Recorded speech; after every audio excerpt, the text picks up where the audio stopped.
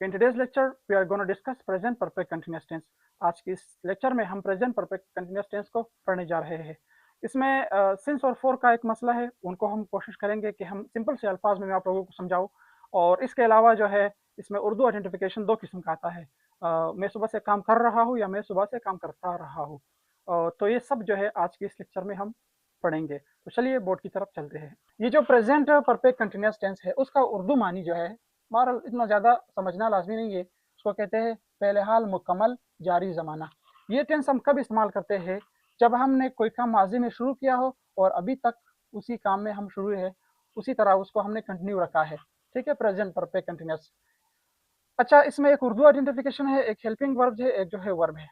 Urdu identification जो इस tense का है वो है ता रहा है, पी रही है, ता रहा हूँ, ती रही हूँ, ते रहे है, ते रहे हो, ती रही हो, वगैरह वगैरह।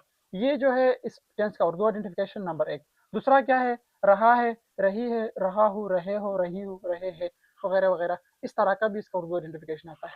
तो आप कंफ्यूज हो जाएंगे कि भाई अगर इसका भी रहा है और प्रेजेंट कंटिन्यूअस टेंस का भी रहा है, तो इसमें फिर फर्क ये है कि प्रेजेंट कंटिन्यूअस टेंस में हम वक्त की जो है तयन नहीं करते हैं। उसमें हम सिंपल कोई काम जारी है ज़माने में, प्रेजेंट में, तो उसके लिए हम रहा है, रही का इस्तेमाल करते हैं। अब हेल्पिंग वर्ब्स की तरफ आते हैं। एक हैव बीन है, एक हैज बीन है। अच्छा, आई हुई यानी फर्स्ट पर्सन के साथ हम हैव बीन का इस्तेमाल करेंगे।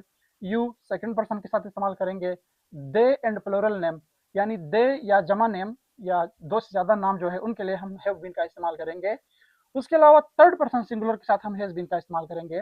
ही, शी, इट या सिंगुलर नेम, उसके साथ हम जो क्या करेंगे, हैज बीन का इस्तेमाल करेंगे। वर्ब जो इसमें इस्तेमाल होता है वो फर्स्ट फॉर्म के साथ हम आईएनजी इस्तेमाल करते हैं इस टेंस में। अब इसमें जो समझने की चीजें होती है, वक्त की तयन के लिए जो है सिंस और फॉर का इस्तेमाल हम करते हैं। सिंस का मतलब भी उर्दू में है से, और फॉर का मतलब भी है से। मिसाल के तौर पर मैं सुबह से, मैं 2 घंटों से, तो उसके लिए फिर हम सिंस और फॉर को समझना हमारे लिए बहुत ज्यादा लाजमी है। सिंस का इस्तेमाल हम कहाँ पर करते हैं? दो किस्म के कंसेप्ट है, दो किस्म के। पहला जो कंसेप्ट है वो ये मैंने लिखा हुआ है, दूसरा मैं जुबानी बताऊंगा। Parts of day and night, दिन और रात के जो हिस्से होते हैं उनके साथ हम सिंस का इस्तेमाल करते हैं। मिसाल के तौर पर मॉर्निंग, इवनिंग, मिडनाइट, आफ्टरनून या नून, इन सब के लिए हम क्या इस्तेमाल करेंगे? सिंस का इस्तेमाल करेंगे। मिसाल के तौर पर since morning, since evening, since midnight, since फलाना फलाना। ठीक है, तो उसके लिए हम सिंस का इस्तेमाल करेंगे। दूसरे नंबर पर जो है वीक्स, डेज नेम, हफ्ते के दिनों के नाम जो होते हैं, मिसाल के तौर पर मंडे, ट्यूसडे, सैटरडे, फ्राइडे, वगैरह वगैरह। यानी since Friday, since Saturday, since Monday, since Sunday. इसके अलावा मंथ नेम जो होते हैं हम उनके साथ जो है सिंस का इस्तेमाल करेंगे। मिसाल के तौर पर since January, since February, since March, since April, since May, since June, since July, since August वगैरह वगैरह। इसी तरह अगर साल का आ गया नाम, सिंस 2010, सिंस 1948, वगैरह वगैरह।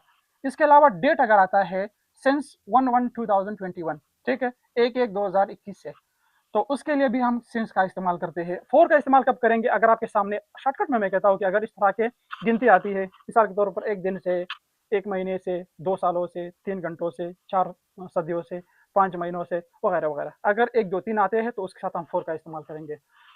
अब इस जुमले को समझने के लिए हम बीच में एक बार सुबह से इसको स्किप करेंगे और अंग्रेजी में हम सिंस मॉर्निंग से, सिंस मॉर्निंग जो है उसको स्किप करेंगे। यानी मैं क्रिकेट खेलता रहा हूँ। I have been playing cricket, यहाँ तक इस जुमले का मानी है। I have been playing cricket, मैं क्रिकेट खेलता रहा हूँ। कब से? यहाँ पर टर्म्स वाजे हुआ है सुबह से। सुबह से तो हम ये हमने पढ़ा कि दिन और रात की जो हिस्से होते हैं उनके साथ हम सिंस का इस्तेमाल करेंगे, तो हम लिखेंगे सिंस मॉर्निंग। अगर खुदा न खास्ता शाम से आ गया इधर, ठीक है, शाम से, तो फिर भी हम क्या करेंगे? फिर हम इस्तेमाल करेंगे सिंस इवनिंग। क्या इस्तेमाल करेंगे? सिंस इवनिंग का इस्तेमाल करेंगे। अगर आ गया आफ्टरनून से, तो फिर हम सिंस आफ्टरनून लिखेंगे, वगैरह वगैरह। ठीक है, मैं क्रिकेट खेलता रहा हूँ, I have been playing cricket. कब से? सुबह से, यानी अंग्रेजी में सिंस मॉर्निंग। यहाँ पर सब्जेक्ट के बाद सुबह से आता है या शाम से या रात से या 2 घंटों से, अंग्रेजी में ये सबसे आखिर में हमेशा आएगा। ऑब्जेक्ट के बाद ये पार्ट हम लगाएंगे।